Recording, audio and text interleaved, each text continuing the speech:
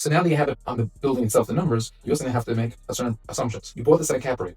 What's the cap rate do you think it's going to be at when you sell? Got it. So you think now you're getting the rents up, maybe you'll be able to sell for a high price. Not just because the rent difference, but maybe you'll be able to sell it at a lower cap rate than before, which means the price will go higher. So again, what do you project the cap rate to be? Put in the cap rate number. What do you project the closing cost to be? Again, like in the beginning, use a 3% assumption. By putting this information in, you'll be able to now know how much every single year your NOI is, minus all your payments and your expenses, how much cash you took out, how much distribution worked out. So they'll have to calculate all the money you took, and we'll go, there's another tab, but at least you understand the framework. There's one last thing that makes this unbelievable calculator. Sometimes a person in the 7 years knows it's called add capital event before sale. Okay. What happens if the plan is that I'm keeping the building for 7 years? I took a 5-year loan, and then the 5 years I'm going to refinance. Everyone's going to get some of their money back, and then we're going to sell the building in 2 years later. Okay. So that means there's a capital event. Something happens during the life of the 7 years. Cash out something, right? Typically cash out, right? Sometimes they take a second mortgage. Sometimes Fannie Mae or Freddie Mac might say, hey, you can take a loan from us, and you can come back to us after you do all the work and you upgrade the building, and you have more value in the building, you can come back to us and we'll give you a second mortgage. The banks don't do second mortgages, but sometimes they'll give their own second behind themselves. You might get a loan today for $7.5 million from Fannie Mae or Freddie Mac and say you can come back and earn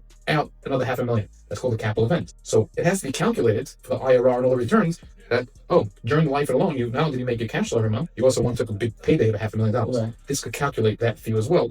And then the math will show you, bottom line, it will show you how much do you take out, what's the balance at closing, what's the cash flow you had, what's the profitability, and then it shows you the math here.